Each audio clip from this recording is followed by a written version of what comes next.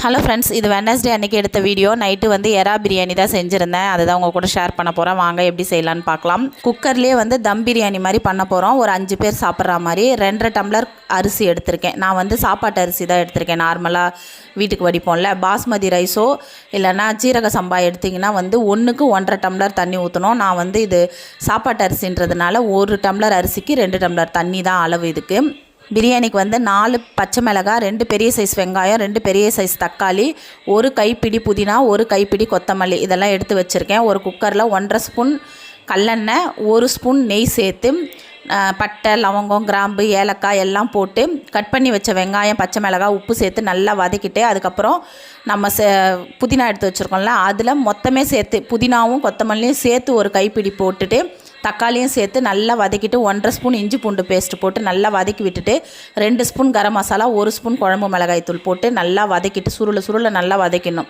அதுக்கப்புறம் 1.5 ஸ்பூன் தயிர் சேர்த்து அதையும் நல்லா வதக்கிட்டு நம்ம க்ளீன் பண்ணி வச்ச எறாவையும் அதில் சேர்த்துட்டு நல்லா அப்படியே ஒரு கிரேவி பதத்துக்கு வர அளவுக்கு நல்லா இது பண்ணிவிட்டு உப்பு காரம் எல்லாம் பார்த்துட்டு நான் வந்து 2.5 டம்ளர் அரிசிக்கு 5 டம்ளர் தண்ணி வச்சு நல்லா கொதி வரட்டோன்னு அதுக்கப்புறம் நம்ம க்ளீன் பண்ணி வச்ச அரிசி அதில் சேர்த்துட்டு நல்லா கொதி வரணும். அந்த டைமில் வந்து நம்ம மிச்சம் வச்ச புதினாவும் கொத்தமல்லியும் போட்டுட்டு 1 ஸ்பூன் நெய் ஆட் பண்ணிவிட்டு நல்லா அப்படியே நல்லா கொதித்து தண்ணி வந்து கிட்டத்தட்ட வற்றி வரணும்.